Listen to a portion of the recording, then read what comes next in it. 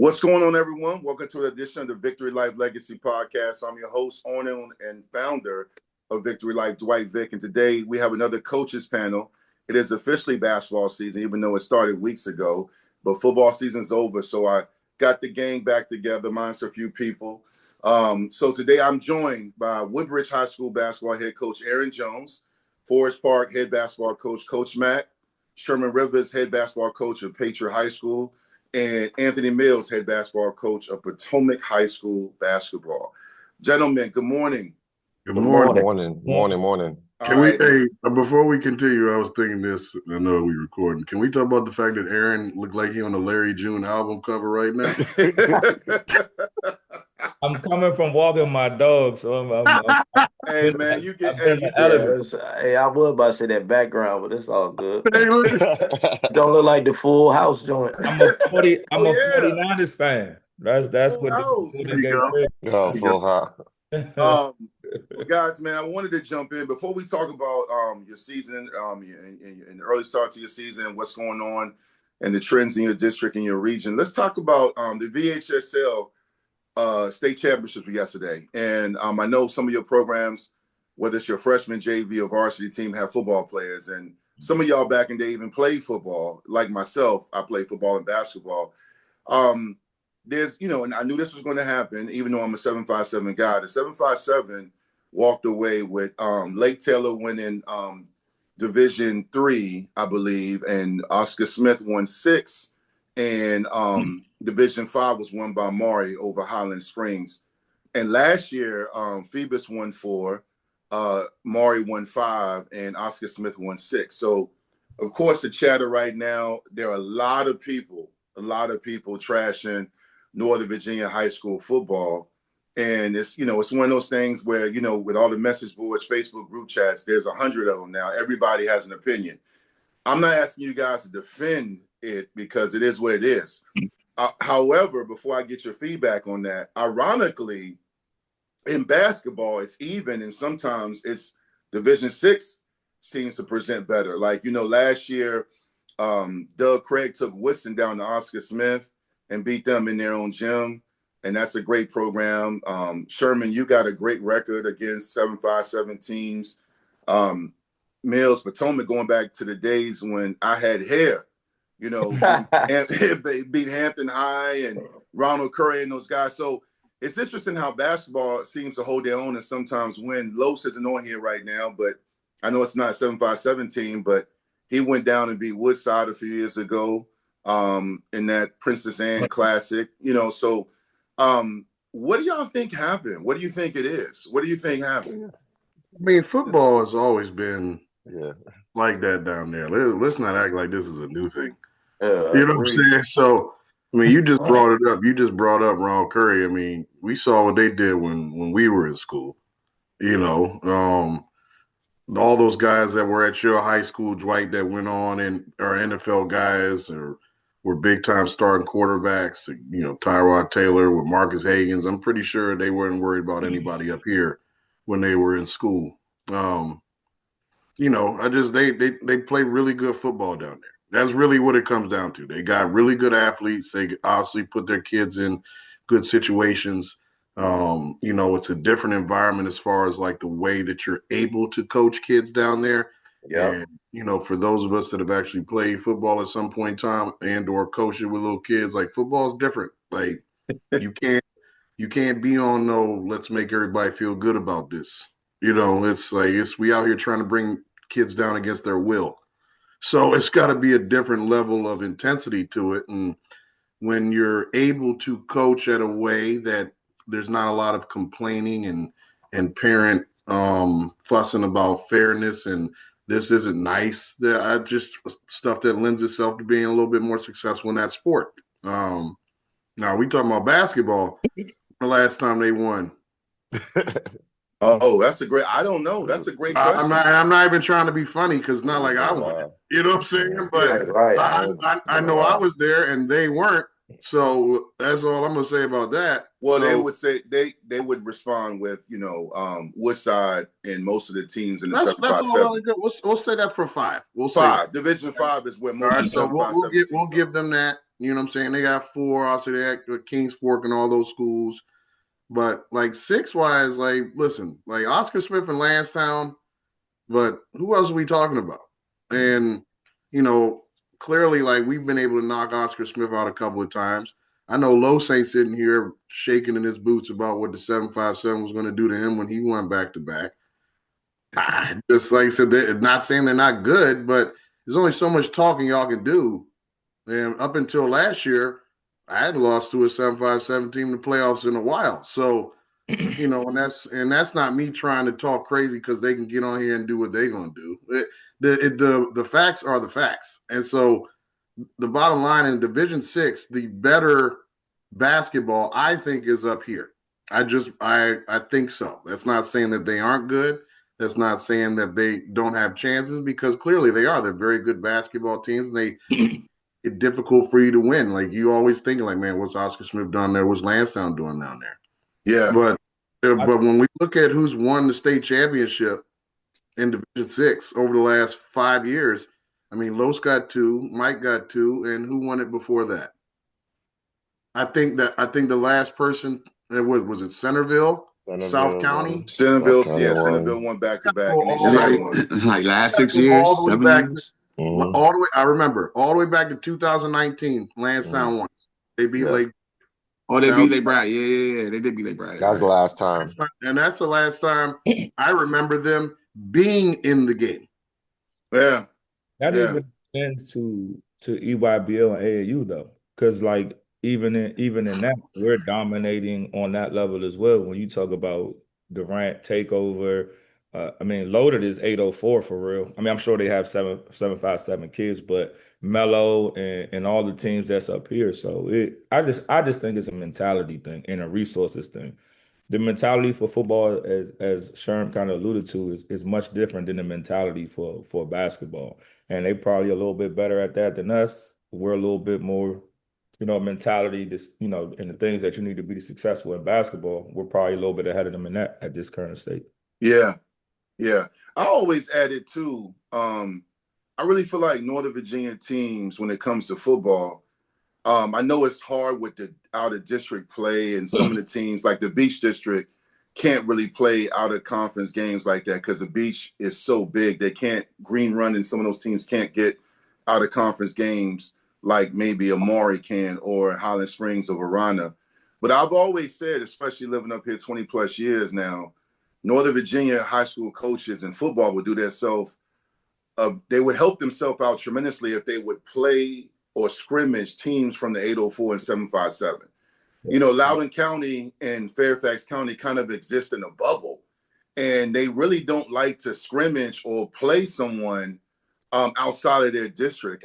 Woodbridge High School, I like them a lot. I covered them in football. They scrimmage Highland Springs. And their head coach coached in Dade County in Miami, Florida. So he kind of gets it. But I just feel like Sherman hit on the head. It's a mentality. And I also feel like some coaches in Northern Virginia, when it comes to football, don't understand what y'all do in basketball. Like, I know basketball is different, but you got to schedule, man. Like, you got to play people that make you uncomfortable. That's a fact. That's a fact. Yeah, you're true. The other day, and I just want to say this, like, even as we're talking about it, competition isn't bad. So if there's a growing competition with 757 versus Northern Virginia in terms of who's better and what, that's a good thing. Yeah. We don't have to be nice about it. Like, they're kicking our butt in football. We'll see you in basketball season. And that's a good thing. We're not talking about anything malicious, but we should be competitive towards each other for our area. That builds community. That builds what we're ultimately trying to get to, which is more visibility. So it's a good thing that this week we play Forest Park and Patriot. Like, that's a good thing. That's like, we don't have to run from that. And I think we kind of get to a point, or we're to a point where like we're running from competition. Oh, hey. Talk every day. We're super close. Yeah, back there. There's a dance group coming in at 11. Hold on, Mac. No, he good. Go ahead, Coach. Me and Sherm literally talk every day about a variety of things, not basketball related. But we're going to try to kick each other's ass on Thursday. And that's good thing. You know what I mean? Like, and win or lose, we're gonna talk shit about it afterwards. Like, Yeah. I don't expect him to take it easy on me, even when they win. We're gonna have fun with it, however it goes down. However it goes down. And I think like we don't have to be nice about saying like we're kicking their butt in football, basketball. They should talk their trash in football. They should. When Yep. you get to do what you want. That's to me, that's how it works. No doubt. Well, let's get into basketball because, like I said, and I agree with everything you guys said, but it is basketball season. It started a few weeks ago, but now the football ended yesterday. We are fully locked in basketball. I want to go around the panel, man, and get your feel for the early part of the season. Coach Mills, I'm going to start with you. Potomac, fresh off the Cal Honore Classic. I was going to get out there, man, but I did a media day with NSMT, my brother's great media day, man. Got a chance to interview Los and Sherm and his boys, man. Really appreciate that. But let's talk about your season. I was joking you before we started recording this episode, and you guys have played 7 games. Y'all are 7-0, man. So give me some early impressions, man. What have been some of the surprises, challenges, frustrations, or good things you guys are doing so far? I mean, the good thing is that we're 7-0. But I haven't been happy with my guys. Because I don't think we're winning the right way. So it's, I could be 0-7 and be, sitting on route 1 trying to get my life together. But we're 7-0, we're winning, but I think we got to do a better job, So outside of that, I've been kind of happy with the group. The guys are working hard. We're getting better day by day. I put a bunch of games early in the season so we can kind of figure things out. I think when we do these fall leagues and these spring leagues, it's pretty much just kids just out there hooping. And then once you get behind the whistle, things start to change. So I was able to figure things out a little bit about my group. But we still have a lot more growing to do. So, I'm happy, but I'm not happy at the same time. Yeah. When you look at the Kyle Honore Classic, man, I'm a big fan of that. Man, you and Keith and the Potomac family started that. How successful has that been? I love the matchups. I know you had a lot of great teams in the DMV, and even some teams from 757 show up in the 804. How has that been, man? I'll be honest, the week 1 was phenomenal. I had the opportunity to watch Los. Sherm them had a really good game. Los had a really good game. I watched South County, Garfield. So week 1 was really, really good with being able to see Prince William County schools and Fairfax counties. This week that we just had this week, yesterday was really good.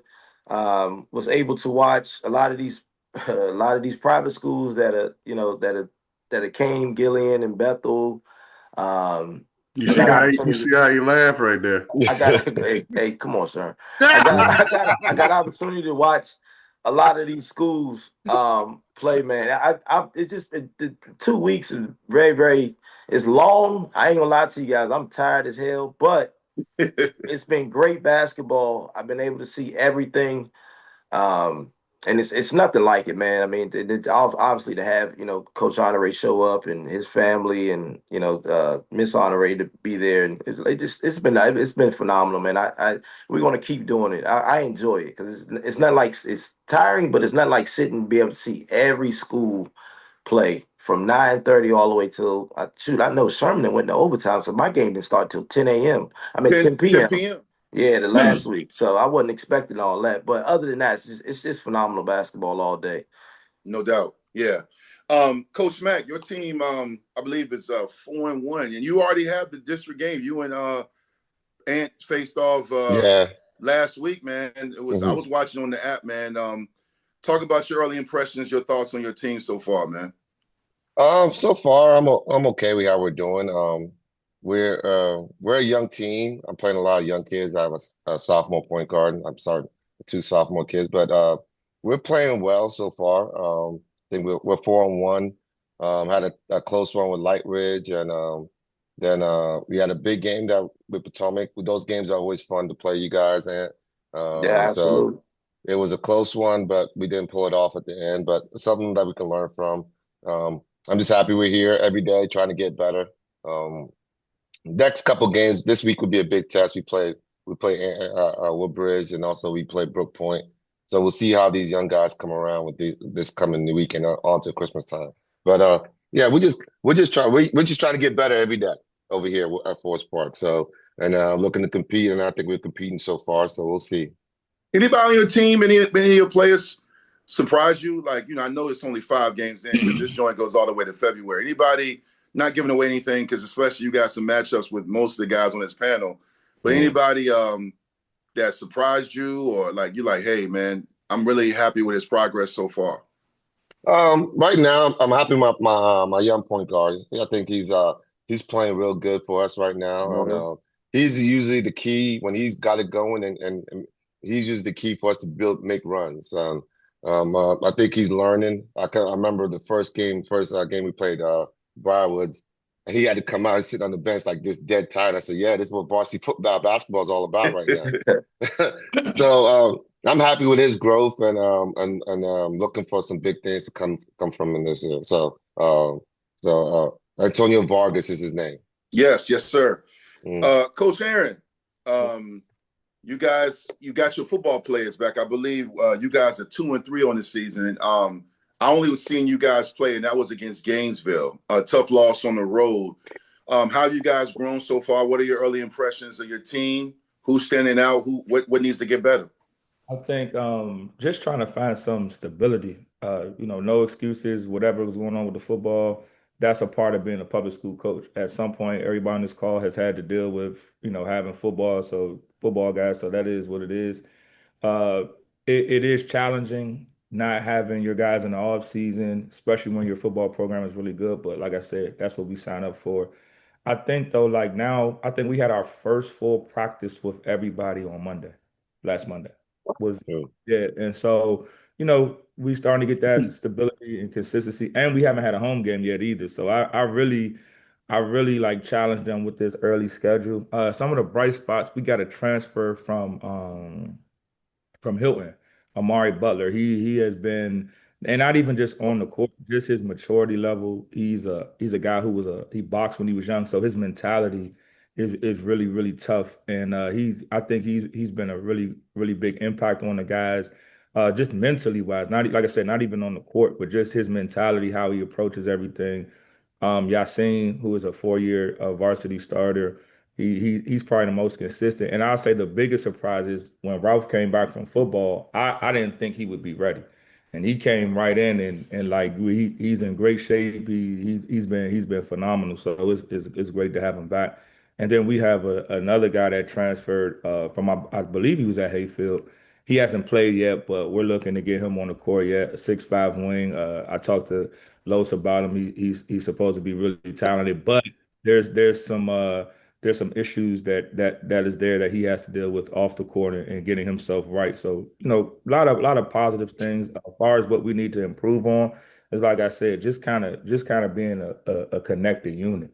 We're not connected for various reasons when we haven't been together. So I think that's the biggest thing, just getting connected. Yeah. I'll probably swing through that matchup with you and Sherm here this Thursday, man. It's at 7 or 7:30. I think it's just JV and varsity, so it may be at 7. Okay, yeah, that's perfect. That's perfect. Los, I know you jumped on, man. We're happy to have you, man. You shook your head when he mentioned a 6'5" transfer from Hayfield. Like, I don't need any scoop on that. I'm just messing with you. But I saw your team play against South County, man. You kept cutting the lead to 5 and 6, and then South County went on a run. You never shy away from competition. How's your season been so far? What are your early impressions? What's going well? What's got to get better? I like going into the season, I felt like we were going to be 2-2 at this point. We're 1-3. I mean, I kind of knew that Westfield would be like a tall task to try to get early on.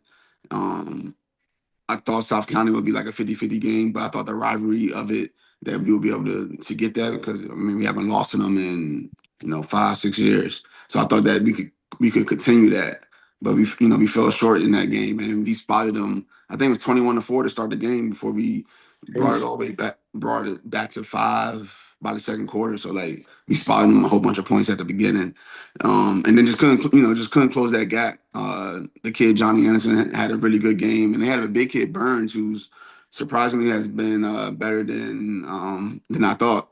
Cause he had a really good game versus Edison when he had like 28 and like 15. But I thought that he wouldn't be able to do that to us, and he still kind of like was able to enforce his will in the game. So we end up losing to them, and then you had to turn around and play a St. Stephen's team who is a senior driven team who got a bunch of guys that can hoop and can shoot the ball extremely well, and that was our best game of the year, and we still lost by 17. So we still got a long ways to go.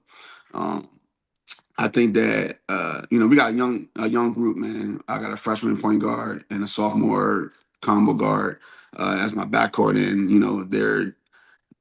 they're getting really good. They're getting humbled on the fly, if I have to say. They from our district standpoint, I feel like they're gonna be fine. But out in the main, when you're playing versus the top 10 teams in the state, like they've struggled. So it's just trying to get them to grow up as quickly as possible. But that's why I love playing these games. Like we got 3 games next week. Hopefully we go 2-1, 3-0. We got a tough one on Saturday versus Patriot. It is this next Saturday. Yeah, I believe it's next Saturday. Yeah. So we got 2 games in my conference games, and then we play Saturday versus Patriot and see how they go. And then, but I'm looking forward to it, man. Rodney Carmichael has been a big surprise for us. I won't even say a surprise, but like he's been like a stable performer for us. Double-digit points, damn near double-digit rebounds every game. And he came off the football field. I didn't think that he would start off that quickly. I thought it would take him to January to be where he is. So, but I'm happy about that. It's just now just getting everybody else. Landon has not been where I thought he would be right now. I feel like he should have been averaging 20 points a game so far, and he hasn't done that yet. So once these guys start to perform how I think they need to perform, I think we're gonna be a really solid team. Let me ask you this before I hear from Sherm. How you've been coaching for 14 plus years. Yeah. Is it hard? How and I'm not even trying to put you on the spot. Yeah. I'm laughing because when you coach the guards you have, and then you get a great group of guards, but they're young and raw, how patient do you have to be? Because it's almost like you hitting that reset button and you starting over, where now in today's climate in college and high school basketball, I'm dealing with it, personally with my son. Like when you get recruited, you get to a school, they expect you to perform now, where development is no longer something a lot of coaches want to do, but you have to develop this backcourt you have. So how patient do you have to be? Nah, you're patient because you have to be. Like once you decide that you're going to go down this rabbit hole of starting 2 guys that's 14 and 15, you got to be patient. You got to ride it out as long as you can. And even if let's say things don't turn out the way it needs to turn out by the end of the season for us, you just go into the off season and work those guys out even harder. Keep those 2 together and let them mature and grow. And I think that's what it's all about. But I feel like those guys are gonna develop on the fly. Like they're developing each game. I feel like they're getting stronger each game. And before you know it, you're gonna be seeing them having crazy numbers. No doubt. Sherm, you're 3-0 in the early season. You had that really big win. We got the one yesterday. Yeah, 4-0. My fault. 4-0 yesterday. My apologies. And who y'all play yesterday? St. Mary's, Annapolis. Yep. Okay. And you had that big win in overtime in the Kyle Honore Classic over Norview. Elijah had that bang out. Just talk about, the early impressions of your season, surprises, stuff that, got to get better. What are your early impressions so far? Early impressions so far is that the returning guys are the guys. You always want I'm not necessarily going to say seniors, but the guys that are supposed to be your dudes, like you want them to establish that. So it kind of makes the hierarchy of your team work better and for everything to go the way you expect it to go. And to start the season, our 2 guys that were first team all region and that were all state have been all-state caliber guys. And like Elijah and Sean I know I talk a lot, but I don't care what anybody says. I would take my backcourt against anybody's. And it is what it is. And I just think that they are spectacular players. I think that they do different things. I think that, a lot of times you'll have really good players, but they don't fit together right. And these two fit together perfect because you have a kid who's a shooter. You have a guard who can do everything and make the game easier for everybody else. So Sean, even though he can go off the bounce and do those sort of things, he doesn't have to do all that because he's got a point guard that does that. So, and I mean, I'm just talking about those two in particular right now because they've been outrageously good. You talked about the game with Norview. I mean, these are NBA type numbers. I mean, Elijah had 28 points and 12 assists and 1 turnover, and 3 blocks and 7 rebounds. Man. And then Sean is shooting 60% from 3 on the season. And I'm saying this even though I'm playing 2 guys next week that are going to be playing us. For some reason, everybody else hasn't figured out he can shoot the basketball. So I've never seen a kid who shoots it as well as he does get as many open opportunities to shoot the ball. And that is because it's a trickle-down effect because our point guard is unguardable. So you have to help. And if you don't help, it's not just him. You have Christian Cole, who can get to the basket. So you have Jeremiah Parrish, who can score inside and outside. We've been without Noah Conrad the last couple games, but he should be back this week. And that's another one who can score in different ways. He had 13 points and 7 rebounds against Norview. But then, like you said, he's out 2 games. And then we put a kid in, Tim Odell, who's kind of been the young sun guy this year. He immediately goes into a game and gets a 10-rebound game. And then it becomes an ultimate glue guy as far as being able to guard and play defense and knock down open shots. And so, but that the guys being the guys have helped the other guys kind of grow because what has happened because we didn't play in fall league and we didn't do all the fall events that we normally do due to the VHSL and the idiocy that they are. We didn't play in the fall league. So those games are usually not so much for your guys that are going to be that. It's for the role kids to get used to playing varsity basketball. And so we didn't have that. So our role guys to start the year, the first couple of games, I had to remind myself, well, these dudes have never played varsity minutes before.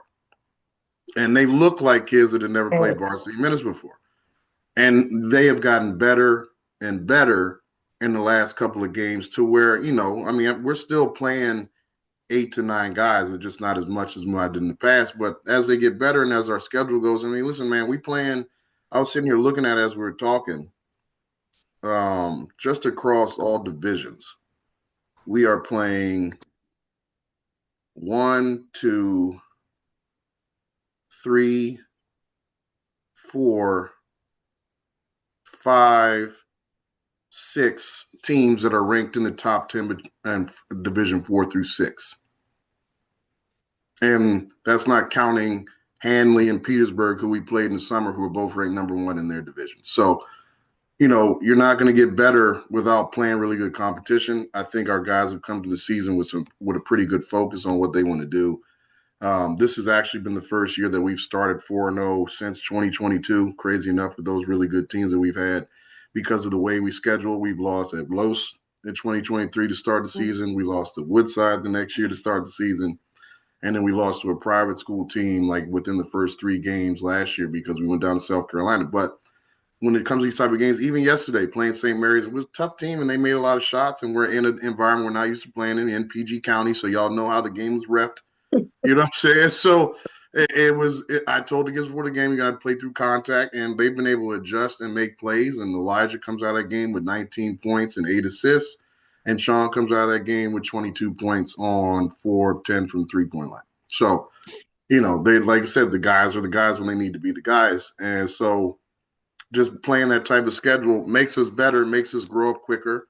Because at the end of the day, like I said, we play Los and Aaron this week. I want to win all of these games. I do. But if I lose a game to a non-district team, it's not the end of the world. It is what it is. And now I know what we need to fix because we're playing those caliber teams to help us know what we need to do later on in the season. And so, I saw Lansdowne came up here and beat, the Gillian Academy, whichever team they sent over there, by 40, And so that's a team that we got to go down and play on January 10th. I'm watching Denby come out and start the season really well. And they beat Cardozo, I want to say, either yesterday or the other day. I know they beat Hampton the other day. We're going to play them later on in January. We play Mac later on in January. So, we're trying to challenge ourselves. I like our group. I think we have a group that's good enough to get to the last game. Size obviously is an issue for us. But I think the way that we play and that the intensity our kids play at kind of makes up for it. And we got guys that are doing some stuff that, to help the team. And I just like the dynamics of our team and how everything fits. Yeah. I like the fact that you are playing Woodbridge and Hayfield this week. I like when all you guys play teams. I as a media guy, someone that's a fan of the game, I love when people are not afraid to bump. Like, Coach Aaron was talking about, like, competition is a great thing, man. I don't understand how people duck rec. And I know one thing, Thursday and Saturday, Patriot, you guys would lace them up, especially when Patriot plays Hayfield because of the history there. You brought up the 22 game with the I call it the ring night when they were doing the video, and I'm just sitting there and you brought up a painful memory, Sherm, when dude hit that buzzer beater. Listen, like you said, it was a great basketball game, and all those things do, man, is when we all play these type of games. Like you say, we all watch college basketball, and we watching, Texas play UConn yesterday. You know what I'm saying? Like, that's a great game. You think Sean Miller was like, man, it's gonna be tough for us to go into UConn and play that game, but when he goes into his conference play, he's gonna feel that much better about it. Yeah. And so it's just like playing those type of games. Like UConn went through that stretch. I thought, we play Arizona, Kansas, Texas.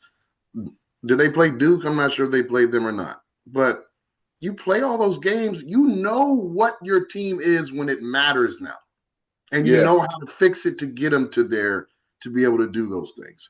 And I don't understand it. I know a lot of people, they play a bunch of games and their records they'll end up at the end of the season winning 17 games, and then they'll get in the playoffs and get the brakes beat off of them. Yeah. Because they played a bunch of teams that don't matter. Like, why? And I'm not going to start naming teams because they're going to get in their feelings about it.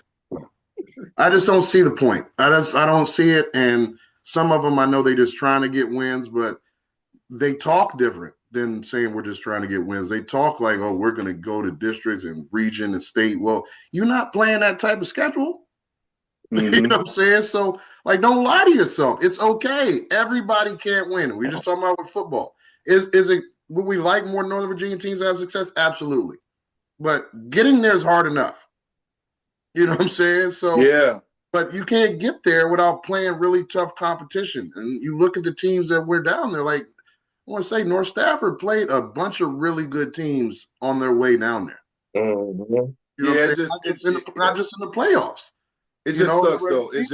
It sucks for those guys because I think that in the day and age of social media and platforms like this, or even the lives I'm on with Ball and VA, when you get all this coverage, I feel bad for the young men because some of those young men will never get back to that. Some of those young men are done playing if they're seniors forever. And you don't ever want your last game to be 47-0 or whatever it was. It's just tough, man. But it is what it is. Sucks, man. But as a person that's been in the last game, a person who's been blown out in the last game before, it feels a lot better than losing by 2. Yeah. Like it sucks. And you're like, man, but at least you ain't sitting there like, well, if we did this and we did that, because there's nothing else you could have did. Yeah. They were just better than you. You know what I'm saying? And sometimes that happens. I can sit with that more so than it being close. Like you just brought up the game with Los. Like I still think about things about that game of losing at the buzzer. But you know what I don't think about? I don't think about what else we could have did in that South Lakes game when they beat us in that game because there was nothing else we could have done. Yeah, you know bro. It just wasn't our day that day. You know what I'm saying? Yeah. So it's just those type of things, man. Like I said, you got to push your team. He said, we already are a place of like big time competition anyway. And I know I'm doing a lot of talking right now and I'm going to stop. But you got to compete. And people get weird. Aaron brought it up. Lowe's talked about it. Like competing is normal. And what has happened in this day and age is that people get weird about competition. They think it's like something personal. I don't like you when we're playing. And that's okay. You know what I'm saying? Yeah. But then after the game, it is what it is. Hey, man, good game. Now, No if doubt. you say crazy things along the way, we're having a different conversation. You know No what I'm doubt. saying? But let's just compete and see how it goes. And if it doesn't work out for you, it's not because someone cheated you. It's just because I'm better than you. No You know doubt. what I'm saying? So Yeah. I want to and I'm gonna go back to you, Mac and Aaron, and then I'll go back to Lowe's. So I want to get into your district, and I'll start with you, Aaron. I'm sorry, I didn't realize I was on mute. I just wanted to add one Oh, thing go ahead. to what Sherm said. Like, I think that extends to life too, and like this fear of failure. My friends like kind of joke with me all the time because I stay with a new job or whatever. It's like, bro, like I don't care about taking chances. I don't care about failing. Everywhere I've had success in life, I've had failure in life. And I think that's kind of like what I'm saying with like trying to get games or even in AAU, guys don't want to scrimmage us or they'll say, "Oh, we can scrimmage, but no cameras, no fans." I'm just like Right. it's like a fear of failure. Listen to me. Like right now, we're 2-2. Do you think I'm running that hot? Like no, like this is what we're supposed to be doing. And failure is a part of life, and we need to teach our young men how to fail and then how to respond. And if we go out and no, I don't want to name no names, but if we go out and schedule cupcake teams and we're 4-0, and then we're getting all this media coverage for what? Yeah. Like, you can't be afraid to fail in life, bro.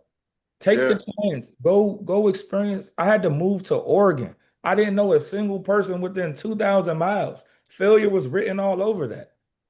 But you gotta be willing to make those things to be successful in life. And so I don't want to be that in basketball as a leader. You know what I mean? So I thought that was a great point by Sherman about Nah, you're right. No, I agree. I mean, I that's why I said as a fan of the game, I respect the competition and I respect the fact that what you just said, not being afraid to fail. And I think when you're running hot or you avoid that kind of confrontation, it just shows a lot about your character. Like I can look in the mirror and say I played against some of the best players and coaches in the game. It feels good too, whether I win or loss. Speaking of, Aaron, I'll stick with you, and then we can go to Ant and Mac. I was getting ready to ask before you added that final point is district play. We talked about each one of your teams and the start of the season, your early impressions. Break down some of the teams in your district. Obviously, you got Potomac and you got Forest Park, but a team I've been looking at that I interviewed their coach last year and this year on media day is Garfield. You talk about Garfield or just some other teams in the district. I know, Aaron, you're new. You've been in D.C. and Maryland, and I remember when you went to Oregon, I remember on Twitter you announcing and people were asking you for free shoes. You know what I'm saying? So, like, but, you follow the game and you're coaching in that district. What are some of the early impressions on – because I know all of y'all watch, whether you call it scouting or you just check them out. Like, what do you think so far about some teams in your district, including Garfield? Well, I'll start with since you brought up Garfield. JJ is somebody I've built a relationship with, and I work out with him sometimes, and I just think he's a heck of a player. And I forget, I believe he's in his senior year. Junior. He's Junior. Yeah, junior. Yeah, junior. yeah, so even crazier. And what? I didn't know he was only a junior. Your yeah, boy only junior. He might get 2,000. Hold on, Hey. the older brother is a junior? yeah. Yeah. Yeah. Yeah, that's what I'm saying. Oh no, no, no, Mhm. no. He is a senior because he Nah, plays he a junior. He a No, junior. he's junior. for sure. Yo, get Yes. out of here. He's a You know junior. What grade is the younger brother? No, he's a Like sophomore. sophomore. Right. He is a junior because Sophomore. I'm Bruh. trying to get him on Durant. You're right. I Yeah. wanted us to look at him for Durant, and we wound up You going. gonna And the get other 2,000 and the points. other brother's gonna be a ninth grader next year.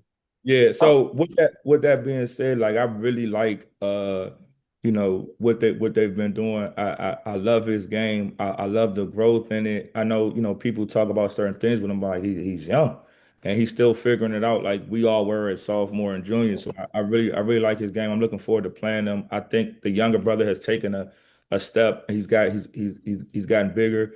And so I think that they play really hard. I'm not sure if I haven't seen all their games, but I've certainly seen some. We'll see what happens as they continue to play the tougher competition. But I definitely have been impressed with them. Obviously, Coach Bell, who I've built a relationship with as well, has been there for a while, and he's done a great job so far this season. I got to see Forest Park and Potomac play, like Max said, always a great game. I thought the battle strategy wise back and forth was really, really good. You could kind of see in the nuances and the things that were going on that those guys were really prepared for each other. So I really liked as was Mac was saying it earlier, I was shaking my head because I really liked what I saw from the point guard to be so young. His ability to kind of penetrate and not turn. I thought he would turn the ball over a lot more than he did versus Potomac, sometimes over penetrating. That's usually what you see with young guards, but he did a really good job of that. And I thought it was a really competitive game. Obviously, I've watched Patriot play as well, although they're not conference, but in your I've region.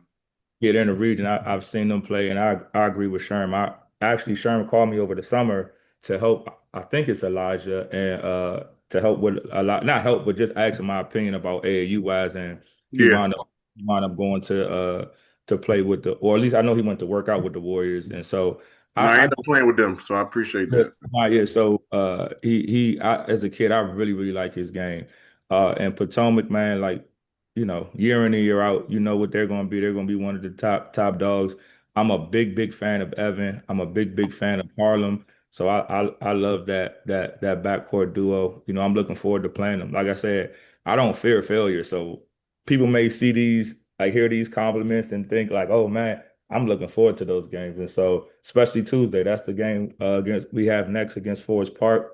Looking Yeah. looking forward to it. I'm not sure the kid's name, number 4. I like his physicality. I like his approach to the game. So I'm looking forward to the game. Yeah, man. No, I think that's good. And Mills, I want to hear from you in a second. People, the youngest call it glazing. You're not glazing, man. You're just giving, you paying homage, you're being respectful, man. Like, what I You mean? gotta Like, be aware. You yeah, gotta, I, you gotta be aware. yeah. I used to tell Sherman, we used to rap when my son played for him. I'd be like, hey man, the kid over here, like I was a huge fan of Hassan Ahmad at Battlefield. He's down in Mary Washington with Prince William County South. They ranked in the nation. And I was like, hey yo, youngin can go. And I would always tell him that. Now I wanted to cook them, their team, but at the Yeah. same time, it's respect, man. I think real ones know what that is. For sure. I think it's our job to be prepared. So if Yeah.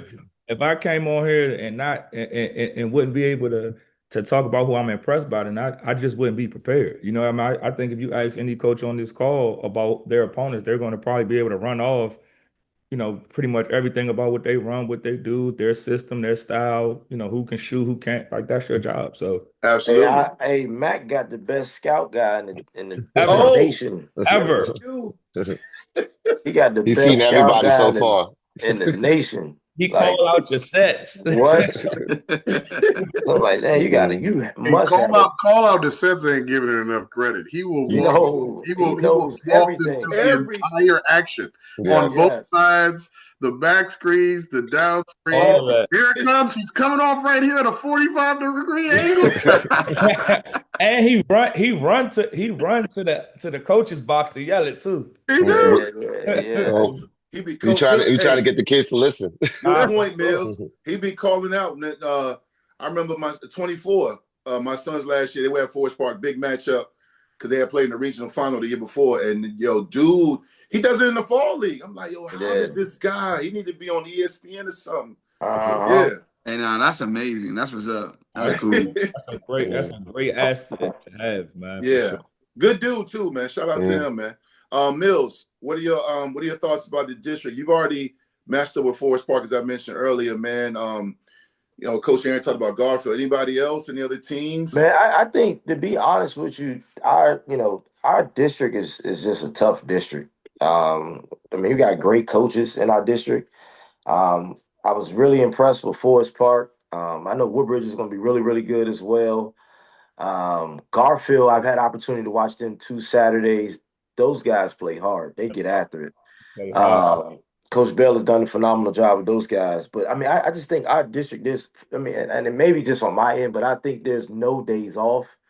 In our district. Man, we're competing. Like I said, Matt got the best scout guy. I don't even like him because he just screams out all my plays before I even get to him.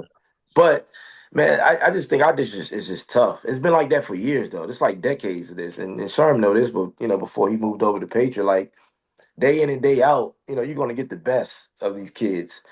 And everybody's well prepared. So I mean, I like all the teams in our district. I mean, we got some teams that are, kind of at the bottom, but yeah, I know one, for me, I know one game they're going to be prepared for, and that's that Potomac game, and they're going to compete at a high level. So, I mean, everybody in our district is very competitive.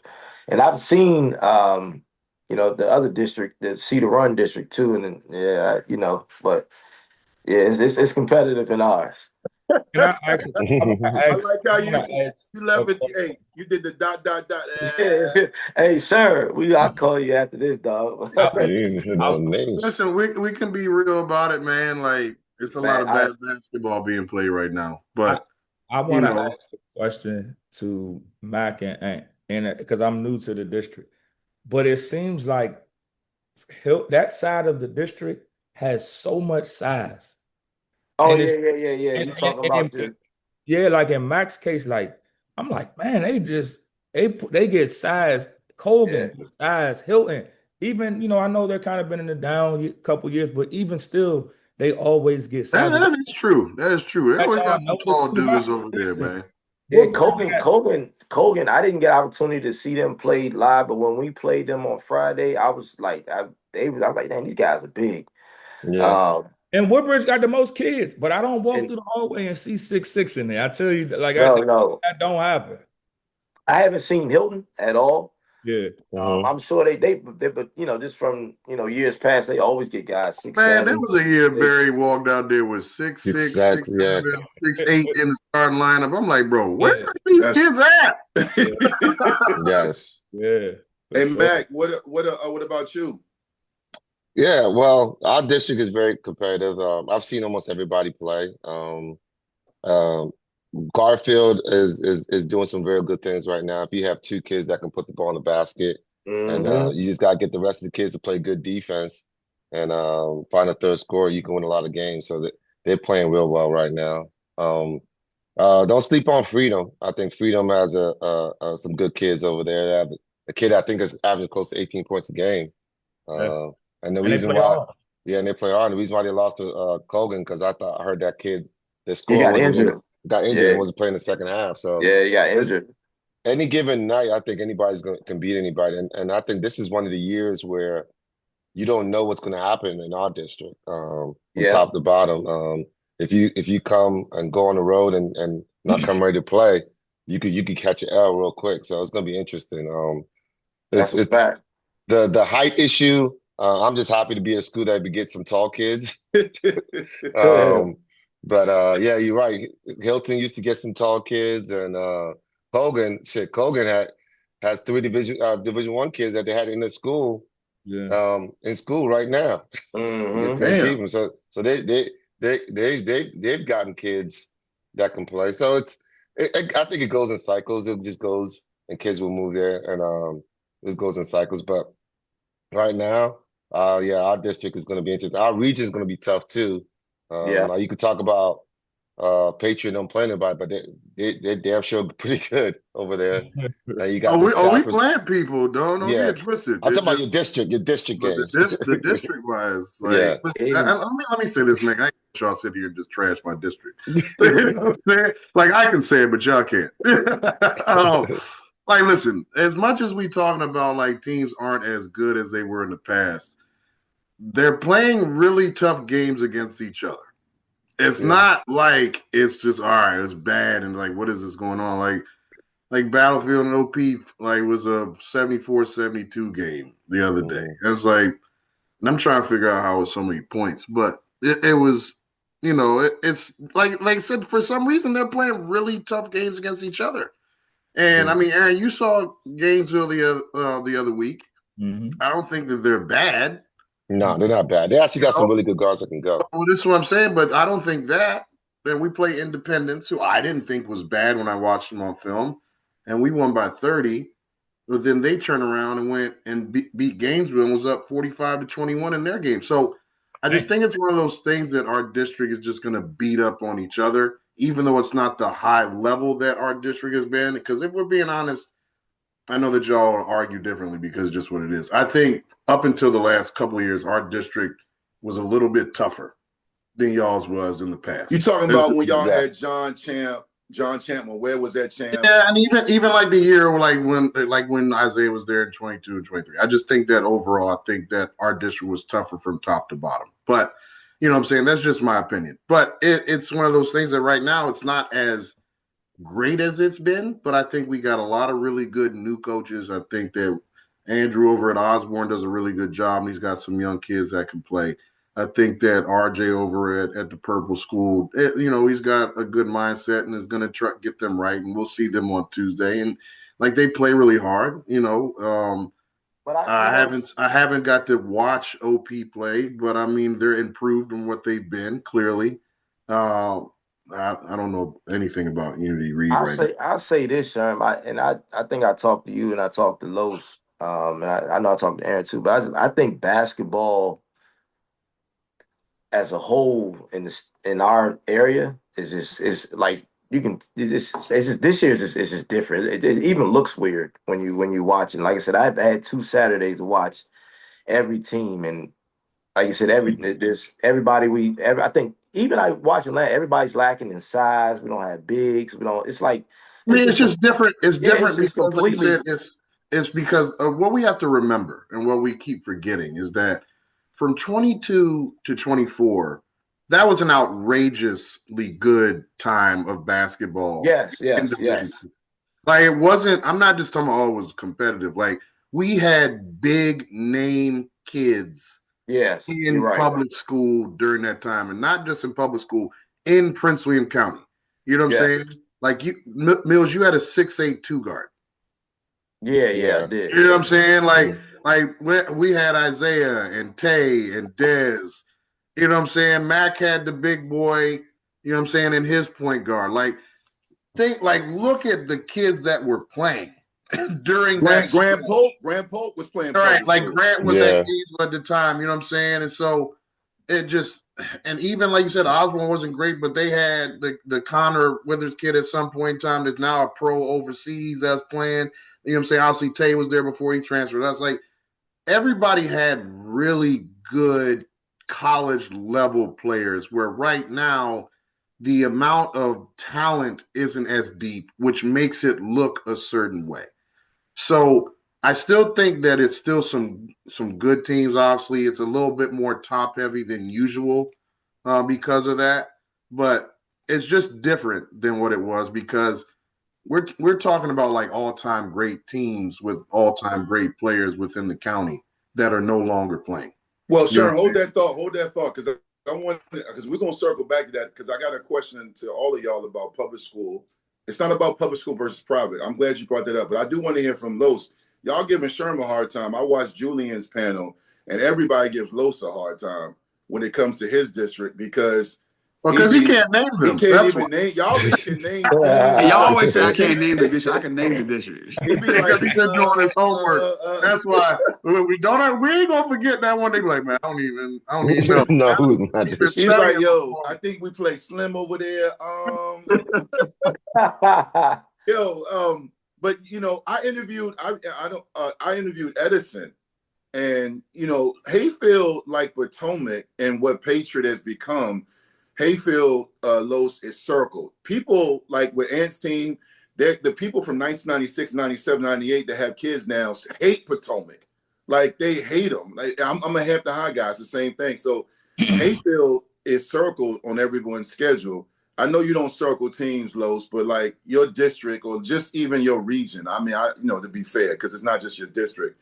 Not so much teams you're keeping an eye on, but like, they got a squad or people should look out for them type thing. I mean, in our district is always Edison. You know what I mean? It just is what it is. We've been the top 2 teams since the district has been formed, and I don't think anyone has we haven't lost in our district yet, and hopefully that still holds true throughout. And how many years?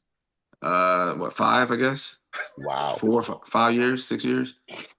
But hopefully that still holds true this upcoming season with this retooling of our team. But you also got so Mount Vernon has like a 6'7", 6'8" kid named O'Neal that's really, really talented. He's averaging a double right now. So that's good to see. I feel like it's gonna be a college prospect when it's all said and done with that kid. And he's in our district.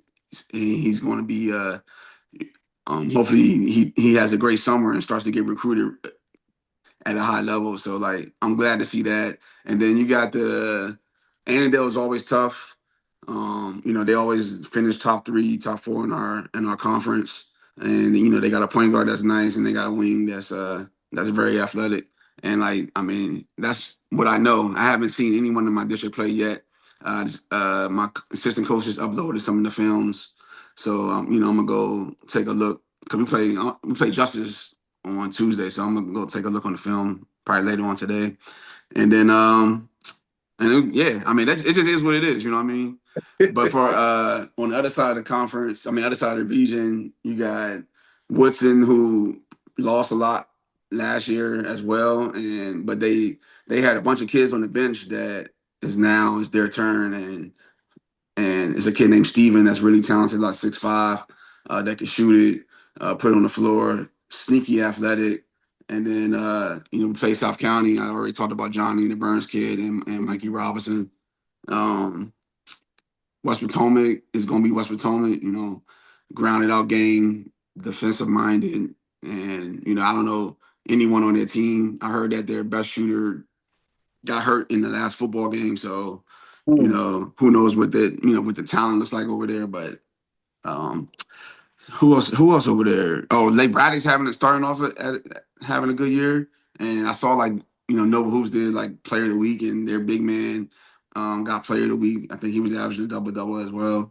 And, I like them. And Robinson, Robinson got some young kids. I saw some kid hit 43. And then you got the Noah Barnhart kid who's averaging 27 a game. Robinson just lose to somebody by 20 the other day? Who did they lose to? I don't know who they lost to. It wasn't a good loss, I can tell you that. Yeah. And it's funny, you look at the thing. Los be acting like he don't know.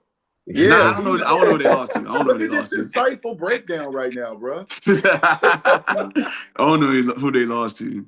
I know Fairfax didn't Fairfax just beat somebody that they shouldn't have beat? Probably.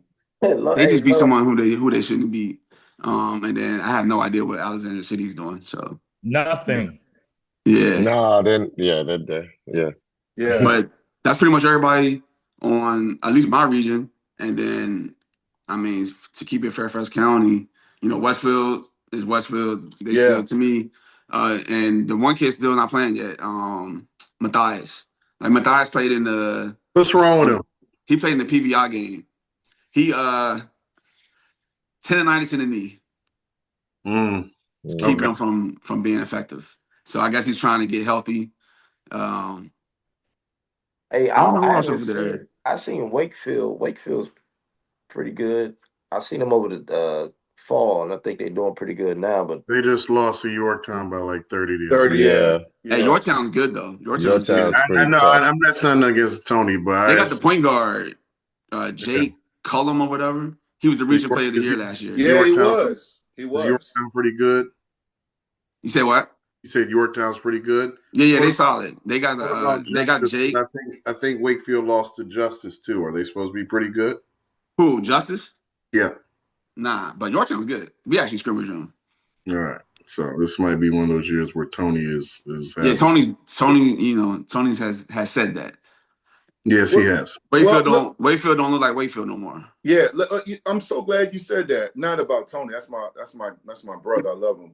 Let me ask y'all this, because Sherm talked about that year 21 through 24, 22 24, which I agree. I remember Los, me, you, and my wife were chopping it up at the Governors Challenge, and I stopped you. I said, "Hey, yo, you're gonna get players, but you are never gonna have a group like this ever again." And that was the David and DJ David and Reagan. And I said, man, you again, everybody gets Potomac, Woodbridge, Forest Park, everybody gets talent. But I know there's peak years, right? And right now, a hot topic over the last 5-6 years, and this is something, full disclosure, I didn't deal with. Being a 757 guy growing up in Hampton and Newport News, In the 757, even right now as we speak, we don't have a private school thing. It's like 3 or 4, but guys don't check for that. They get their offers and their exposure through Boo Williams, Loaded, Takeover. Some of those guys come all the way up here to DC and Maryland because the DMV is the mecca for high school basketball and exposure. But public school basketball and football, every time I look, and this is not about throwing shade at private schools. It's a charter school, a private school. These kids are leaving to go play here. DeMath is losing kids. The WCAC is losing kids to up north, right? I'm not asking about the private school thing because that recruiting has been going on even in public school. I want to know, and anybody can chime in and set this off. Are we going to see the dissolution of public school basketball? Just stick basketball. I don't want to talk about football. We're going to see a dissolution, where districts are going to lose teams and coaches because there's not enough players. Kids aren't built the same. I'm not trying to be negative. I'm just saying, like, at the end of the day, is that over the next several years, kind of project how you see it playing out? Because we're going to dive into this next, the VHSL rules. It's getting hard. You guys don't get paid enough. You don't get paid what you do. You help. It's a year-round job. Some of the ADs are on some BS where they make it hard. Not your ADs. I'm just saying they are. Is it going to be hard to sustain this? Go ahead. Go ahead. Yeah, go ahead. Just because I think I have a unique perspective from coaching AAU and the high school. Let me just say this. I think that it is blame to go around. And I think that there's delusion to go around. And I'll start with my own program. This actually happened on Saturday. After we played, we won, and we were talking about the next games and the practice schedule. And like I said, we haven't played a home game yet. So our first home game is going to be Forest Park. And one of our guys said, yeah, we don't lose at home. All last year, we don't lose in the district at home. And I'm just like, we lost to Forest Park at home. We lost to Potomac at home. We lost delusion. We lost to Garfield in the playoffs at home. And I say that to say it's like that is really a thing going on. That there's a level of delusion that just goes on. And I bring that up only because it affects how people are making decisions. As you know, we don't have to go into details. We talk in our coaches chat about certain things like that and the results of those decisions that people are making based on those delusions. And so, when you coaching on the EYBL or you coaching on, I know Los coaches with AKT and on a high level, like that is a level of basketball everybody isn't going to be able to get to. But in their minds, they think that they should be. And Sherman and I talk about this often as well. Like when that's the case and everybody thinks they have access to things, I think that's what you're seeing. Is that even with media platforms, you do a great job of creating good content. When I first got the job at Woodbridge, one of my guys that I used to coach with at New World called me. He said, hey, over this summer, he said, you got this kid, he's ranked really high coming into the 9th grade. I said, what? He's like, yeah, he's a 6'5" kid. I saw it on Instagram. He's supposed to be ranked really high. I said, I don't know who you're talking about. I go and look, and there was some type of social media thing that had him as the next riser and all. I'm like, and I went and seen who the kid was. And I'm not saying that he won't ever be good, but you get what I'm saying. No, they lie. You know what I'm saying? It's it's not so much that they lie. It's he's just playing freshman right now. Let me just say that. that. Like they're not realistic about where they at. And so that affects ultimately we talk about this all the time. It affects ultimately the outlook of the entire or the landscape of the entire leagues and the regions, because kids who are what we call mid-level or good high school players normally will be playing in the district.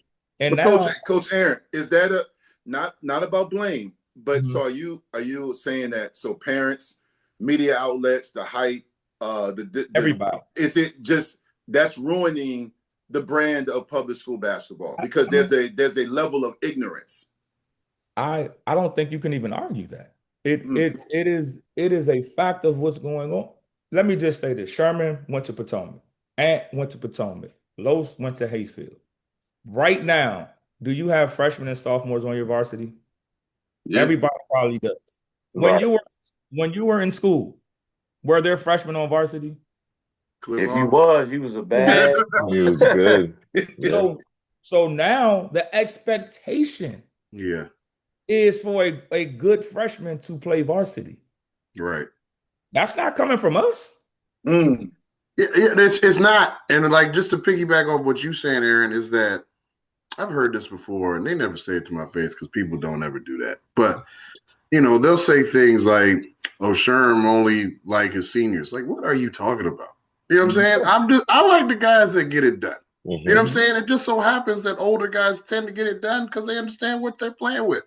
But if you are a freshman and sophomore, and like you said, you are like that, then you're going to play and you're going to be able to do that. Los clearly is in this position right now. He has a point guard that is like that. Yes, he does. Not, as much as he needed to play a guy in that position because he needed one, he wouldn't be playing that kid and let him do the stuff he's doing if he wasn't like that. Let's be real. You know what I'm saying? And he's been like that since he was little. And it's not a surprise. And so these people get in these situations where they think like you said, it's so much specialization in this sport now, just in general, that by the time they get to high school, there's this assumption that we playing varsity. Well, you never let them play with any older kids. Yeah. You had them playing probably older in a group that they shouldn't have been playing in. So they've always been the oldest kid in that group. And then when they finally get coached by somebody that doesn't tell them that everything they do is the right thing, that you can't do this, that this is not okay for you to do. Oh, such and such ain't giving my kid a chance. No, he's not ready. You know what I'm saying? Like I've had people say he doesn't let me shoot threes. You shoot 20%. Like, what do you want me to say? Like, if you guys are sitting here thinking like we're all these coaches out here, and don't get me wrong, I want to make sure I say this because it does happen where there are idiot coaches that have agendas and do stupid things, and there are, and so I don't want to pretend like they aren't out there. Yeah. But for the most part, and I know everybody on this panel wants to win, and if somebody's going to help you win games, he's gonna play. If you don't think he's going to help you win games, he's not going to play. There's not some conspiracy to keep your child from getting a scholarship that's 5'7". And I don't want to be long-winded because I want everybody to have an opportunity to comment. But I want to say I'm glad you ended with that, Sherm, because I have a big issue with the way we talk about college basketball and the perspective of playing college basketball. It is a really great thing to be a good high school basketball player. And we've lost, to me, in my opinion, we've lost sight of that. With the overall, just everybody gets to know. And I'm sure you've played with tons of guys at Potomac that didn't go play college basketball. Sherm, you played with tons of guys you coached my nephew who won a state title. He played 2 games in college. Los, same thing. You went to we've lost sight of what high school basketball really is about. Building community, having community pride, having the whole town or the whole city come out to a game. Like everybody wants to talk about is where somebody's going. Yeah. I think that for whatever reason that has been lost in like the last 15 years though, where it comes to like that community pride. Like people don't gotta remember. People don't want to be a big fish in a small pond no more. No, bro, they don't. They think everybody's supposed to go play some level of college basketball. No, it's not. It's why you see so many young kids. And again, I'll use my own family to show I'm not biased. Elijah went through a tough period in his life after basketball. Yeah. After basketball, because it was like it was just all about the next level. Like, bro, you had a great career. You experienced something 1% of people get to experience. You won a state title in a state known for basketball at the highest level of that state. It's okay that you didn't become Christian Laettner. You know what I'm saying? Like, what happened to being good in high school basketball? Then we'll see after that. Well, just like you said, Aaron, no one's ever where they at.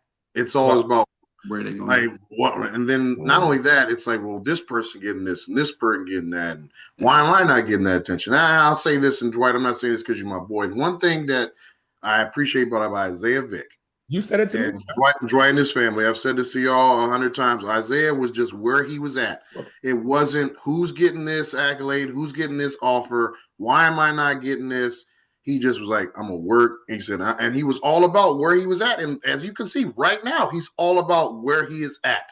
It's not thinking I should have been Division I. Why am I not getting this? Of course I'm doing this. It's like, hey, coach, I'm just trying to win and play really hard.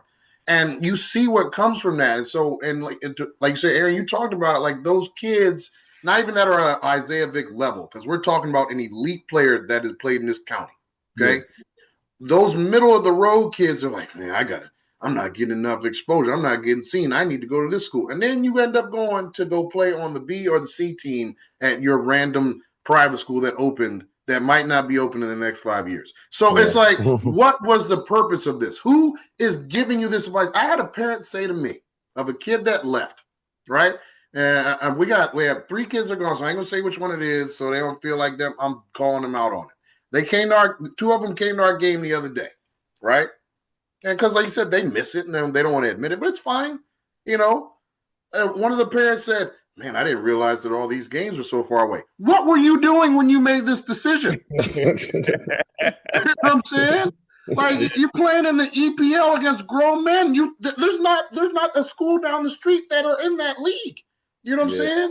What do you mean you didn't know that the games were this far?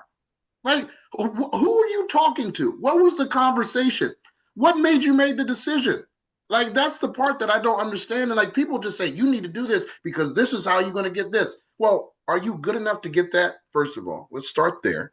You know, second of all, is this the right situation for you to get to that point?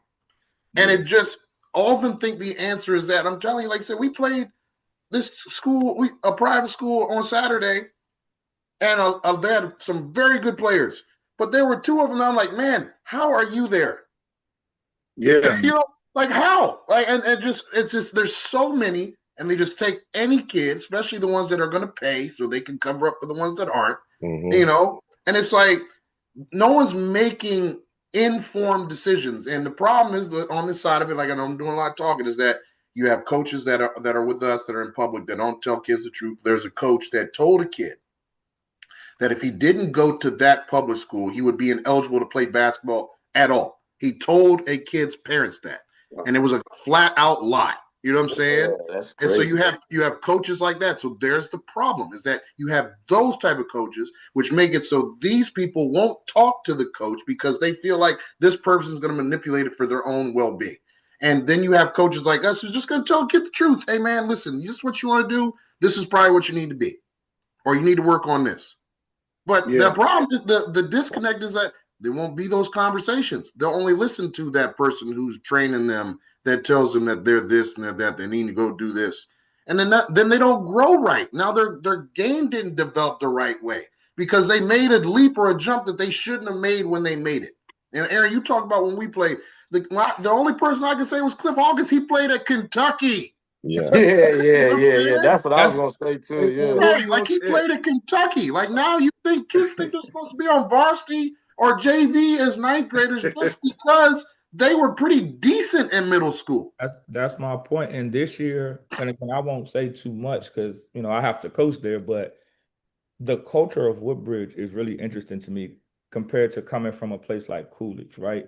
Like the things that parents reach out to me and ask, like, well, why isn't my kid on varsity? Or I think, and what I've discovered that it really isn't that you feel that he should be on varsity. What it is you're comparing to somebody else who's on varsity. Yes. And so it's basically just become my kid should get that too, or everybody should get that. No, it doesn't work that way. And so that's been, I think you asked my child, like that's been the biggest challenge at Woodbridge so far, is just creating a culture of earning it. And I think before, and I'm not saying that Courtney wasn't working on that as well, because obviously I'm sure he was, but I've been focused on building that type of culture. It takes hard conversations. I have parent meetings in the beginning of the year. I say these things like directly. And I think some people struggle with that. And I think that we live in a comparison world. I always say this. When we were young, I didn't know where Cliff was about to go. I didn't know where this, like right now, Baba's the #1 player. You can go on his Instagram and see his workouts. You can see if he's going to a private school. You didn't know these things. So the comparison thing has become such a big thing because we get to see everything. Yeah. If I'm following the kid at what's the guy that transferred out of Potomac? His name's slipping my mind. Amani. Amani. Amani. If I'm seeing Amani or if I'm seeing Jaden from Forest Park, what you think I'm gonna say? Oh shit. I can do it too. Need to Yeah. make my move. You know Yeah. what I'm saying? I think that's just become like a thing. Like I want to be talked about. It's And what so you said though, like because they can see it. Because like dudes would say nonsense like that before. I mean, I had dudes come to me and be like, "You playing overseas, man? I can do that." What are you saying? Get away from me! Get away from me! no, You know not what I'm right. saying? No, not. I told Mac this. I thought Jaden was the best player on his team last year. Even with the big guy, even with the point guard, I thought Jaden I'm the same. That's what I thought, Mac. I he ain't gonna lie came to in you. the gym and came to work out with us a couple times. I'm like, Shorty is the deal. And to see him transfer, and I'm like, bro, you got the keys to a defending champion. Yeah. He's on the third team. Yeah, Nah, I think he got moved up to the he's on the second team. My guy's on the third team. I got that yeah, wrong. I seen your guy. So he got moved into the second team, took that 40-point loss to a public school on Saturdays. What you They tell me? they lost to Highland. I mean, Yeah. not Highland, Blue Ridge. They lost to Blue Ridge by 30. And They lost to Lansdowne by 40 on Saturday. I was at the game. We played after them, and they let up on them. And I'm just like, Jaden, it would have. No one's gonna come see teams recruit guys who are losing by 30 and 40, but they would have come to see Forest Park defending champions. You get the keys to the car, and it's like, man, this kid is dogging the Cardinal district. I mean, he's just really tough. So I just think that we got to do a better job. There's enough to blame to go around as coaches. I like that we do stuff like this. Let's work. Ant calls me suggestions, talks to me. Sherm talks to me. Obviously, I'm building a relationship with Mac. I think that the more we get together and do things together, it makes our league look better. And we have to take accountability and say, well, how do we get our kids to stay? We can't just keep saying, oh, it's the private schools, the private. All right, well, what do we got to do to make the league better so guys don't want to leave? Yeah, but Well, I also feel like that just in general as a whole, like this stuff, the whole area is down in the whole DMV, whether it's public or private. Like For sure. just It it's is down. Like the talent level is down. The way that players are playing, like it's just to me, it's just like a bad brand of basketball at this point in time, all through. Yeah. And I think that like Max said, it's gonna come back around. It's just probably gonna take a few more years before Fairfax County, Prince William County, Loudoun County gets back up to where it needs to be again. As stuff starts to fade out, like the Gillians, But the it's Bethels. like you said, though, Los, like that's happening because if you look at the college basketball landscape, look at the kids that were playing within our public school or private that have left in the last couple of years. Yeah. And look at what they're doing in college. You know what I'm saying? Like clearly Highland isn't going to be the same without the number 4 player in the country. You know what I'm saying? Like, so yeah, you see it. He's SEC Player of the Week 2 of those weeks early to start the year. Look at Greg Jones. Right, I was going to get to that. Look what Greg Jones is doing at American. You know what I'm saying? That's another one. Look at what Isaiah's doing over at Wigan. Look at my guys at Mary Washington, they're ranked number 5 in the country. Yeah. You know what I'm saying? But hey, Sherm, but let me add this. And Ant, you were going to say something. I wanted to hear from you, but real quick. Greg Jones, I remember this tweet because Isaiah's a year or two behind you, Greg. And Greg played for New World, where Isaiah eventually played for New World as well his last year. He did 2 years with DC Premier, but I remember this tweet. I don't know if it was Coach Aaron. Somebody shouted at Greg. It was Aaron because Aaron was coaching with them. So Aaron said, I want to shout out Greg Jones. I'm paraphrasing the tweet. He said, here's a guy that had multiple D1 offers who was willing to come off the bench at New World and still cooked. I think Greg and a lot of guys in that year, that golden era, or whatever you want to call it, those 4 years were special because they had a sense of humility. I was just about to say, because like you say, you got Tate Barber at Harvard too. You talking to those kids, it's a different conversation. It wasn't like you owe me something. Mm-hmm. It was like, how can I work to make not only myself better, but us better? And that is exactly what you're talking about, Dwight, for sure. Clear. Greg wanted to start. That I'm not trying to make it seem like he just was like, okay, I'm coming. Yeah, no doubt. He wanted to start. However, when you talk about I'm playing at Hayfield, under a coach that I trust, right? And a public school in the community I grew up in, right? And I trust Los. And Los tells him, "No, listen, Coach Aaron really thinks highly of you." Los is like, "Aaron, I asked Los, I've recruited him. Yeah. That's the only kid I've ever recruited for AAU. I put right hand of God. Him and Cal Honore was the second. And I'm telling you, he was that matters though, because he grew up in a community knowing he was going to go to Hayfield, knowing he was going to go play for Coach Los, knowing that he trusts Los. And if Los says, listen, you make your decision based off what you believe, but I do know that you can trust Coach Aaron. I know that, that stuff matters. So when it comes time to play, he has the humility because it's been breeded in him through being in that community. Versus had he been at PVI, no, I'm not knocking PVI, but I'm just saying he doesn't have the community feel when you go far away. No doubt. Yeah. Great point. Mills, you were going to ask something earlier. Yeah, what you about to say, Mills? Yeah, no, when y'all was talking about just the landscape of basketball, I was sitting there thinking about, you got to think about how the big change in AAU too for some of these kids. Remember, it used to be like maybe. Well, when I was playing AAU, it was like you had to win the region to go to state, to go to nationals. That started the whole competitive edge of playing, different teams in different states and different areas. To now, there's thousands of AAU teams. And thousands of, you know what I'm saying? Yeah. So now, it's like kids are like, all right, well, I can't play here, well, I'm gonna go there. If I can't play here, I'm gonna go there. Well, oh, my son ain't good enough to make this team. Well, remember, it was an A team and it was a B team. Yep. And if you didn't make it, you was at the Boys and Girls Club waiting on the following year to get better. Now, no, I'm gonna go and start up this group. So tomorrow, if my son goes to a tryout and he don't make the team and I'm not unhappy, I can just grab 5 kids from the neighborhood. We ain't gonna be good, but my son is playing AAU. Yeah. So there's like I think that's what has trickled. All that stuff is affecting, the high school now.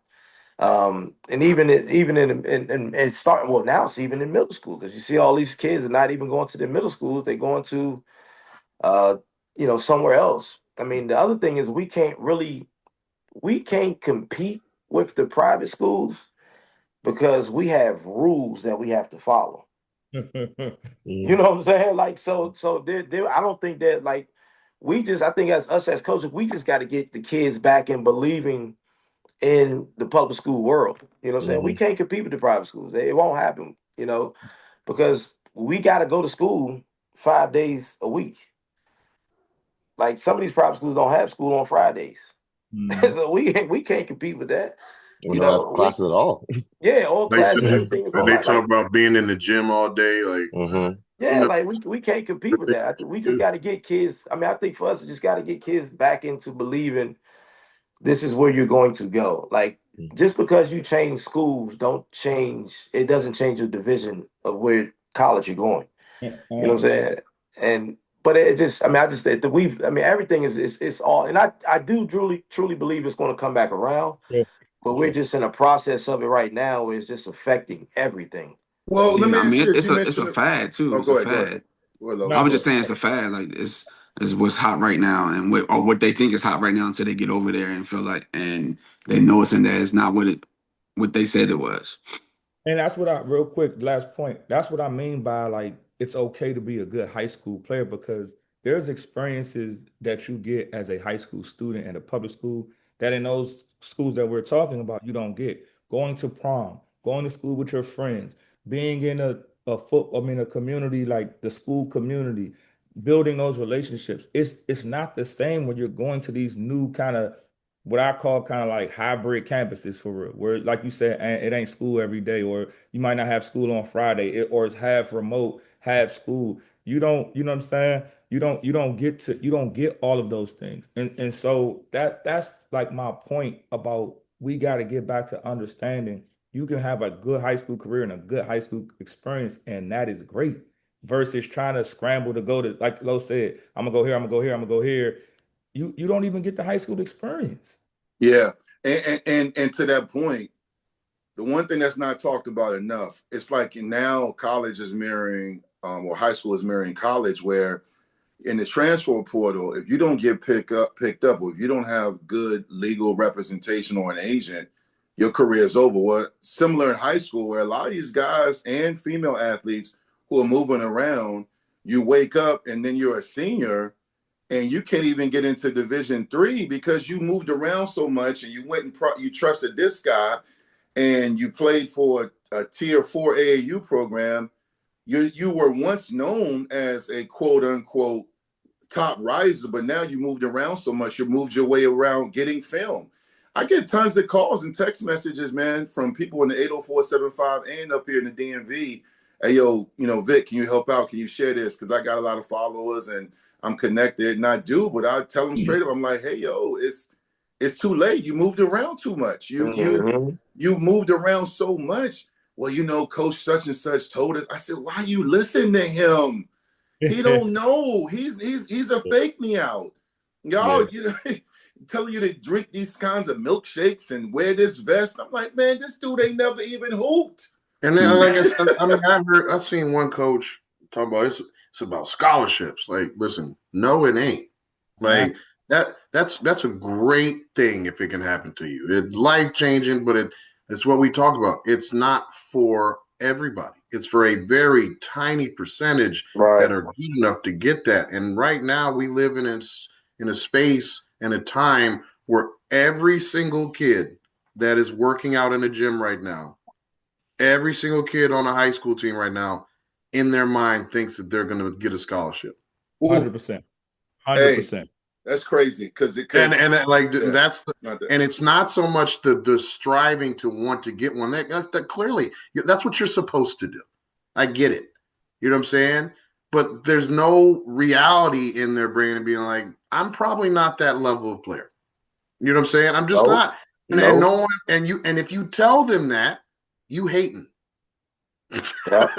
You know what I'm saying? So it's like it's a very tough spot. So the minute that anyone tells them the opposite of what you're saying that makes them feel good about themselves, they're going that way. Well, Mills, we almost done, fellas. This has been a lot of fun, but I do want to touch on this. Mills, you mentioned the rules, and you said we have to follow rules. Yeah. I'm privileged to be well connected to a lot of you guys in the chat, and also just being who I am and being at these meetings and just talking to a ton of coaches, from Coach Chrissy over at OP. I'm always in a handful of ADs. The last 4 years, the VHSL rules have been OC. They have been, I don't know if it's a reaction to the Fairfax Times and Fairfax High School and Hayfield situation with football, but there's no surprise, man. There's been a lot of rules coming down the pipe, as far as like changes. I don't really need to know a breakdown for those that are going to see this of all the rules, but what do you mean? And anybody can answer after Mills. What do you mean the rules? Because people say, well, there's always been rules, but the rules now about like you have to stay here, you can't be here. What are some of the rules that not so much are negatively impacting you in Potomac, but just in general public school? I think the rules. I don't think they impact everybody. Like the transfer rule for us now. Like the principal has to sign off on it, I believe, for you to transfer from school to school. That wasn't. I didn't, not unless I missed something, but that wasn't a rule before. The new one that we all just we seen in the chat about now, you got to be at your middle school or go to the middle school that's in that area, so like it's a bunch of things that are happening. Like it's like we just have this. I think the reaction to whatever took place in Fairfax County has kind of affected what kids are doing now, but we don't, we just can't. I mean, you can't do anything. It's hard now. I mean, to a kid to leave one school to come to the next school, they got to be signed off on. You got to talk about it. Like it's just the rules are not. I mean, there've always been rules, but we don't have the same rules at private school. You can just get up and move and be in and out from one school to the other. And do y'all have to fill out a questionnaire for kids that transfer? Bro, I don't think we got Fairfax County has started the process where you gotta fill out a questionnaire basically saying that you don't know this kid, these parents, You never had a conversation about them coming to your school, this, that, and other. And that's a part of their process in order for them to be eligible. Amongst doing, whatever their residency checks and all that stuff. But you got to feel like and make the coaches fill out a form. Bro, what? But We Yes. don't have that. Like, leave me alone, man. Like, and here's my thing: if I have a son who is 16 and I don't want to say, let's say he's going to a school whose basketball program isn't historically been successful, and that's our district. And my son has put in the work, and I think he's good enough. Yes, I'm going to move him to Potomac District, Patriot District, Hayfield District for a better opportunity. If I think that what is wrong with that? I'm with you. They're saying something is wrong with that. Yeah, like there's you think I'm going to watch my son work out all summer, put on 10, 15 pounds of muscle, kill AAU, you know what I'm saying? Do all this great stuff. And then again, I don't want to say a school name because that's disrespect, and then go to a school where he has no chance of success. And it would be like my son being gifted in music or being gifted, in science, and then letting him go to a school who doesn't have those programs. Right. well, listen, this is exactly I agree what with you. I was about to get I to. agree with you on that. Man. That's exactly what I was about to say. Is that, and I've even heard guidance counselors say this nonsense. It's like, this sports transfer. Like, listen, who cares? Who cares? You know what I'm saying? Like, why is it up to you to be annoyed by a kid saying this place gives me a better chance to go do what I think I want to go do? You know what I'm saying? And like, you guys have all these meetings with kids, and you have this student vision plan that you do for them and what their goals are. And if a kid tells you, my goal is to be a college athlete and to get a scholarship, what good is it doing me staying at a place that wins 3 games and the coach don't ever open the gym in the summer? Yep. Why? If I want to be a nurse, you have no problem with me going to OP. You know what I'm saying? You know what I'm saying? If I want to be a welder, you have no problem with going to Potomac. If I want to be in IT, you have no problem with me going to Forest Park. But the minute I say I want to play football, or I want to play basketball, I want to play baseball, and I want to go to this place to play there, it becomes a problem. And it becomes a problem because you automatically assume, because of some of these stupid adults and people that are writing emails and telling because they stink at their jobs, you know what I'm saying, that this coach is recruiting my kid. No, I'm just doing my job to the best level that I know how to do it. And they appreciate how I'm doing my job and how I'm running it. So they want their kids to be a part of it. You can't blame me for your lack of success when you're not putting in the effort. And if that's going to be the case, just live with it.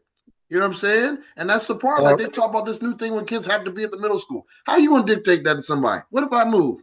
What there's a million things that could happen. That's the craziest. I think that's the most outlandish rule I've seen so far. Is that one? And it's a knee-jerk reaction to a situation that happened that you guys dropped the ball on. Like, that's not us. You know what I'm saying? So now you're going to punish everybody because you screwed up on something and somebody found loopholes in it. That's your fault. You know what I'm saying? So now you're going to make it. Well, they can't. And it's not going to matter very much for us because we have specialty programs in our county. You know what I'm saying? So they're going to have to approve it here or there. But like I said, they pick and choose. Like, kids will leave schools and they'll transfer. Hey, so how does that work for y'all on the middle school? Like, say middle school, they go to, like, my daughter goes to Potomac Shores Middle School. Right. And let's say she goes to Cogan and she plays sports. That means she's not eligible? But by rule, you're initially deemed ineligible. You have to go to a panel review and an appeals process, and then they'll look at it, and then most likely they're going to approve it. Because how can you know for sure that that's the reason why a kid wants to go somewhere? You know what I'm saying? Because you can't have a program that's designed for kids to be able to pick the schools they want to go to and then dictate how they choose the school. You can't do that. Okay, so she would be. That was the one thing I was worried about. It was like, she's going to school for performance arts, but she's played sports too. You know what I mean? Well, that's what I'm saying. You don't want to send your daughter to Potomac? She wants to go to Potomac. We'll see. Great, that's crazy. We talking like that's crazy. You said she performance arts, man. Like you said, Cogan Performance Arts School. Why wouldn't she want to go there? I think the ADs and principals. It's not about having an athletic background, but I think the ADs and principals at public and even private schools, but especially public schools that understand what you're talking about, Sherm, and the rest of you guys get it, right? So, for example, it's like one thing I hate, especially being from an urban area like a 757, Newport News and Hampton. My high school was always ridiculed because we won championships in football and basketball and track and other sports, right? And they would call us the hood school, us and Phoebus. Oh, you go there and y'all recruiting, y'all hood.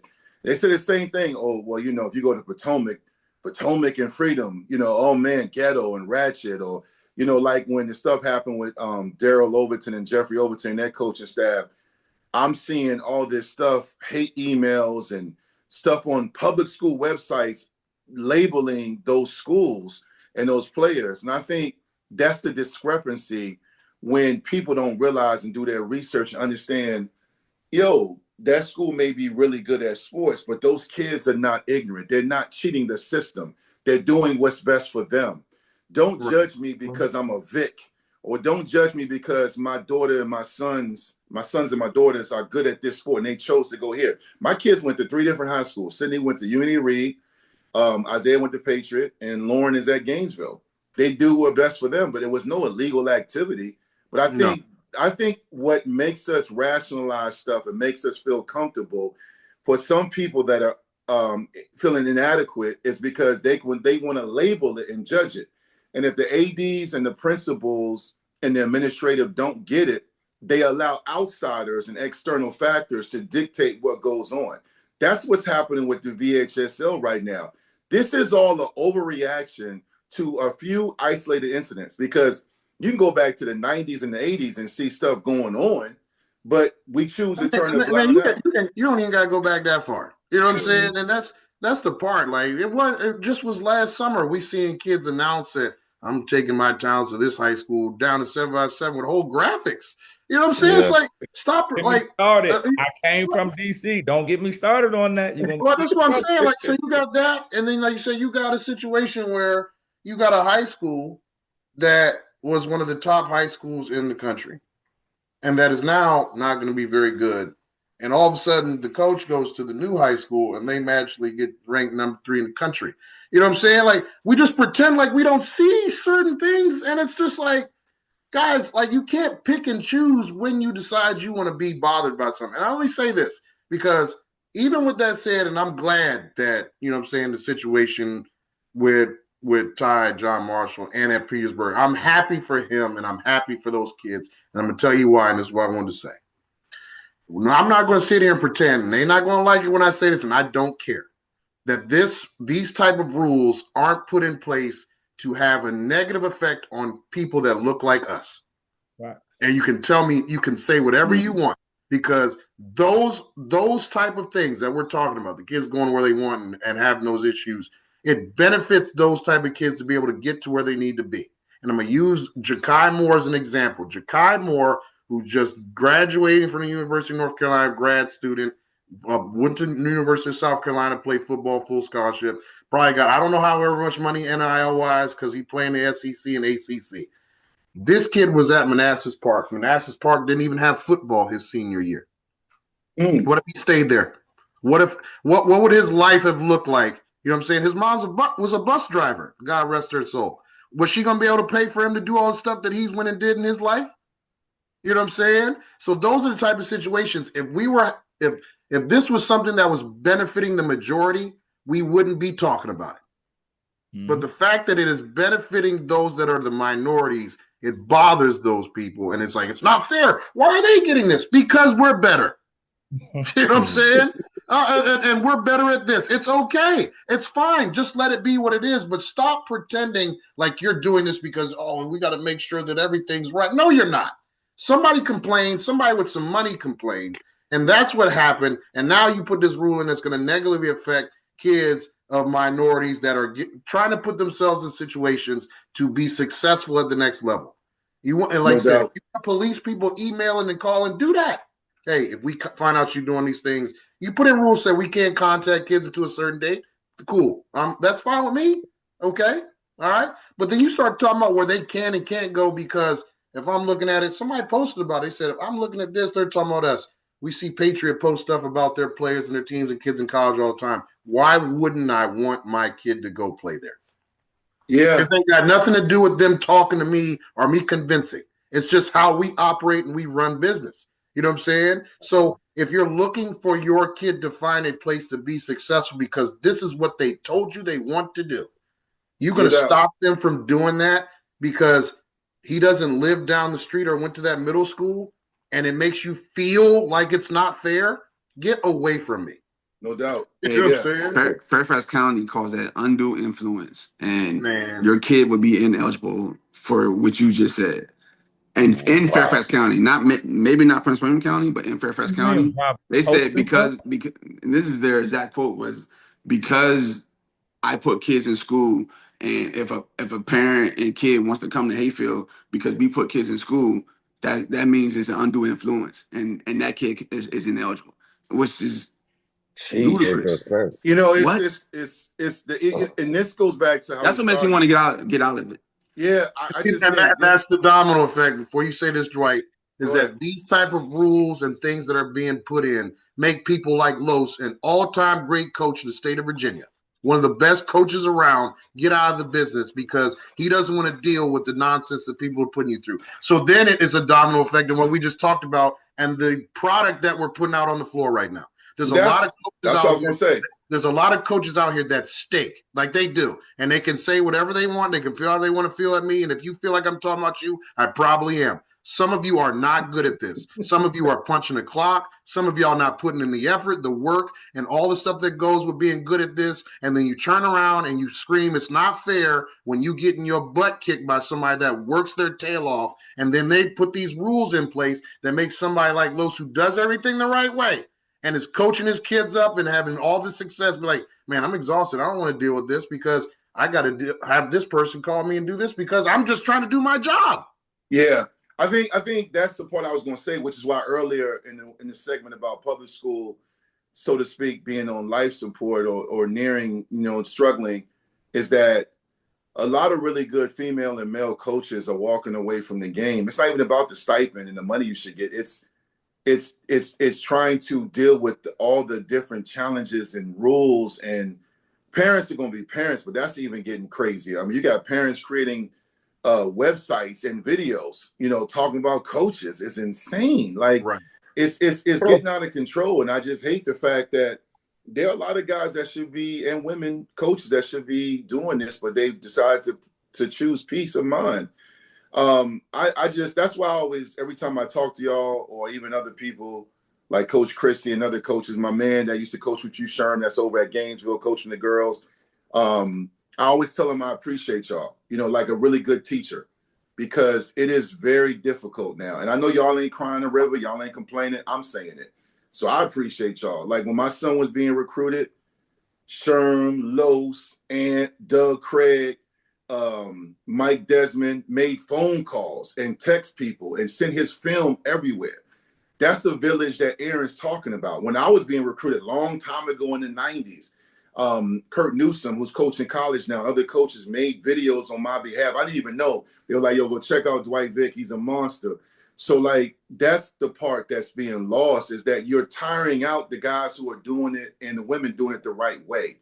And it's hopefully, like Lo said, it'll get back to normal, the talent, and even some of the people will come to their senses. But I do think there will be some schools that will eventually shut down some programs or fall off, because kids and parents are now going to do what's best for them. They're more educated. They're more aware. They're going to choose what's best for them. And I have no problem with that. Like you said, I used to work at Osborne Park. I'm a licensed therapist. I used to work in Osborne Park. I worked at Metz Middle School. I worked at Ballou 1 year. I've been all over the DMV. And the schools that understand to cultivate different talents and interests, whether it's gardening or architecture or athletics, there's nothing wrong with that. It's not always going to be fair. It doesn't work that way. But guys, this has been a lot of fun. I want to end this show with going around the panel and wrapping up with this question, and then we can wrap up. I'll sign off. Coach Mack, I'll start with you. I know you had to step away and take care of some stuff at the school. This is the question I have for each one of y'all. Forest Park basketball, will reach its potential or exceed expectations this season if blank happens with your program? We'll reach our expectations and success this season if our young guys develop more mature, become more mature, learn how the game is played, understand how the game is played, and be able to learn from their mistakes. And that's really how I feel. I'm playing a lot of young kids, and every game is a game of experience. So once I stop repeating myself to the kids, and they start getting everything, we're going to be pretty good team. So that's what we'll need to happen to be successful this year. And if you guys don't, it will be because of what? They don't do that? If we don't, it will be just because we need to gain that experience. They need to play more games.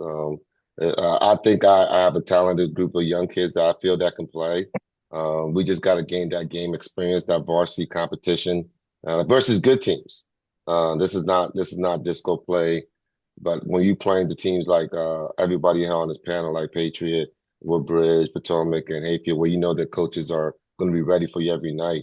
You got to play consistent basketball and do the right things consistently. And if we can do that, we'll be a pretty good team. No doubt. Los, same question. Hayfield will exceed or reach its potential and it will exceed expectations if they do what? It's funny, when I first got the job, they underrated what we would do at Hayfield. And now that everyone has, I literally lost 98% of my team, and now they overrated me to start the season. So I don't know, I don't know where we are, but I feel like, so I'll say this, I think that we're going to have a very successful season, and I think we're going to be a hard team to beat come playoff time. Okay. And if y'all don't, it's because the team doesn't. If we don't, it's because we're not healthy. Okay. That'll be the only reason, because our kids are going to get better. No doubt. Okay. Coach Aaron, same question about Woodbridge. I think my theme for the season was be connected. And so if we are to get where we want to get, which is obviously a district championship and then whatever comes after that, I think we have to be connected. We can't have any selfish energy. We can't have any me guys. I think once we do that, and the second thing, I always talk about toughness. I have a toughness meter in practice that if it drops below a certain point, then there's consequences. So those are the things for me. If we're the tougher team and we're not selfish, I think we'll be where we need to be. Absolutely. And if you don't, it's because they don't match that toughness, right? Yeah. We talked about a lot tonight. Skill development, all that different type of stuff is all good. If you're the tougher team wins in basketball. It's as simple as that to me. And I give the credit to the guys on this panel because I've competed against all of them except Sherman, and we'll compete against them Thursday. Their teams are always going to be tough. Their guys, they play tough. The tougher teams wins the games. I said it every day in EYBL. It was no long speeches. I said if we won, we're going to be the tougher team. Real quick before I bounce this question to Sherman, just kind of elaborate briefly on toughness, because people think that's like Bill Laimbeer, Charles Oakley, or Ron Artest. What do you mean? Just so for some parent that's watching this when I post this. Okay, that's a great question. Toughness to me is, like we talked about, can you handle failure? Can you respond to failure? Can you respond to missing 5 shots in a row and then go make 2 free throws?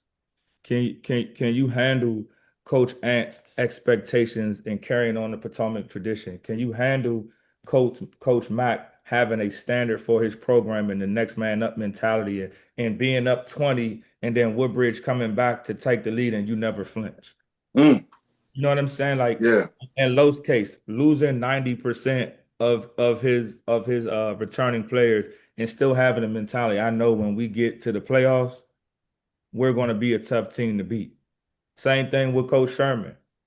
When we're going to go play everybody. We're going to go 804. We're going to go down 757. Do you still got your chin up and chest out when we walk in the gym down there, like you have your chin up and chest out when we go play, as he called it, the purple team? That, to me, that's what toughness represents. No doubt. How you deal with failure, how you deal with adversity, your mentality, all that is toughness to me. I ain't talking about throwing hands or any of that type of stuff. Like, are you man enough to stand in it?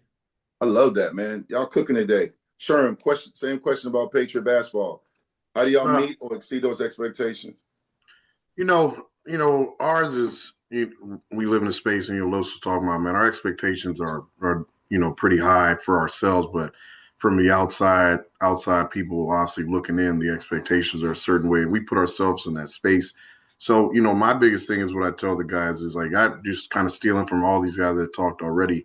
You got to be tough. And it's like you said, it's not like, do I want to go fight somebody? Can you do your job when somebody else is doing everything they can to stop you from doing your job, regardless of the circumstances? You know what I'm saying? Like, whether you've missed shots, whether you've rolled an ankle, all that type of stuff. Can you come out here and get it done with no excuses? And just being consistent, like Mac talked about, man. It's like, can we show up every day and be consistent in our work to work to the level of where we want to get to?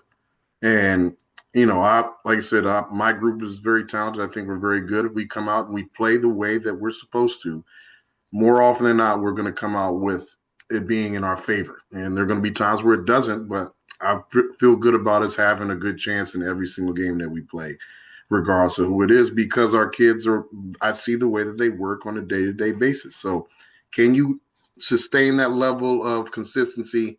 Can you be tough in tough moments? You know what I'm saying? And the other part for us is, can you deal with the fact that every single game you play is somebody else's championship game? Yeah.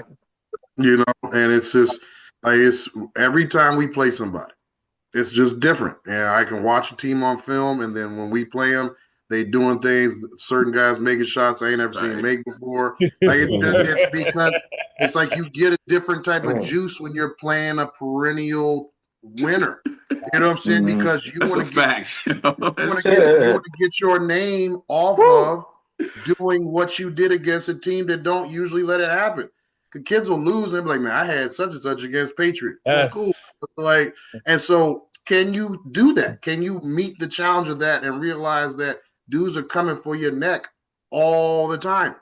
And so, that's just the way we run our practices, just open competition, everybody getting after it, because that's what we're going to see on game days. It is what it is. Like, so I'll see a different team within our district than all of y'all have seen playing so far. Like, that's just the way it's going to be. And Sean, I'm going to say something, like, know that feeling. I watched y'all versus Norview, and I thought that, like going into the season, right, I thought that y'all weren't going to be tough enough to, like, y'all have skill. Like, y'all got a whole bunch of talent over there. I didn't think that y'all would be tough enough to go actually win the championship, even though y'all have probably one of the most talented teams you've had. But what I saw from Elijah was him grow up in that particular game, because he shied away from stuff like that before. Yeah, 100%. And in that game, he showed me that, like, he was one of the top players in the state. But this is what we talk about. Like, and it was all toughness. It was like toughness, because he wanted to be out at first. He wanted to, but then I think you told him, like, even one time you told him, get the hell up. Yeah. And he got up and he continued to play, and like that showed me, like, he changed. Yeah. Like, his mindset has changed. But that goes from where we talk about us as coaches and even as kids, like, are you getting better? Are you finding ways to improve and not making excuses? We got out toughed at the end of the season by Lansdowne. They bullied us in that game. It was very clear to see. And last year with that team, which was a bunch of new guys that hadn't been playing, I did not take them to 7-5-7. We didn't play like a Norview. We didn't play those type of games because it just didn't happen that way. And so in the summer I said, nope, that's the one thing I said, Los, this team has to be tougher. It's not a skill thing. I got a bunch of guys that can dribble, pass, and shoot. You know what I'm saying? Can you be tough enough to make plays when we need to? And some of the guys that are playing a little bit more now were a little bit off upstairs, so it helps with that. Yeah. Like you said, Elijah was his main one. Like last year in that game against Lansdowne, he kind of folded up. And he ain't going to like it when I say it, but it's true. But you saw that. They came at him. He was getting beat up in that game. And he just kept getting up, kept making plays when we need to make plays. And like you said, Sean didn't make a shot in the first half. He ends up with 27. Yeah. Those things don't happen last year. Right. We lose that game by 10-15 with the team last year. And it's like you said, it shows the growth. So can you do that? That's how you know whether or not you can win down the stretch, because all that pretty stuff don't happen in the playoffs, bro. Nah, It just don't. No. Mills, last word. Same question for Potomac. How do you meet expectations or exceed expectations? And if you don't, what's the reason why? I mean, I always put 3 things on my board before we talk. I talk about 50-50 balls, playing hard and playing together. If our guys don't do that and if we're not doing that, then we're not going to be successful at all. I think everybody said it. I mean, consistency of our guys. Like, we need team. We have to show up every single game. It doesn't matter what game it is. We have to show up and we have to be consistent on the defensive end and offensively. So I'm interested in seeing what type of team we're really going to be. I mean, I think we're good. I think we're trending in the right direction, but we have to be able to get after it day in and day out for us. Yeah, no, that's well said. Well, look, man, guys, this has been great. As always, we'll do it again when we get deep into the season. I appreciate everything y'all do for the community, for the school, for your brand, for these players, most importantly, man. Good luck to y'all. I'm going to be just sitting here as a neutral party when y'all start facing off. I can't wait. I love y'all brotherhood, but I know all of y'all competitors. It's going to be fun to watch y'all go at each other. Because everybody want to win. Yeah, everybody wants to win. Everybody want to win. It don't take much either. Like you said, No. Aaron said something to me on Twitter last night. I knew them competitive fire was going on. like Daryl's wife was talking about. Oh, I saw it. I saw. I said, "Hey, listen." I said, "See now, y'all got my full attention." I said, "Hey, yo!" I said, "Los, they about to get you a little man." I know, man. I know. Putting that pressure on my guy. That's how they're supposed to feel. And they believe in them, and I believe in them too. As they should. So, like I said, I believe in our guys. So it's gonna be fun, man. And like I said, I look forward to every time that we get to do this stuff, man. And I know y'all doing y'all thing. And like I said, I talk to everybody all the time. So yeah, I'm always rooting for y'all, except for when y'all play us. So yeah, well, I appreciate y'all, man, and good luck to your rest of the way healthy and competitive season. And to everybody watching, whether you love or hate them, get out here and support these kids and these coaches.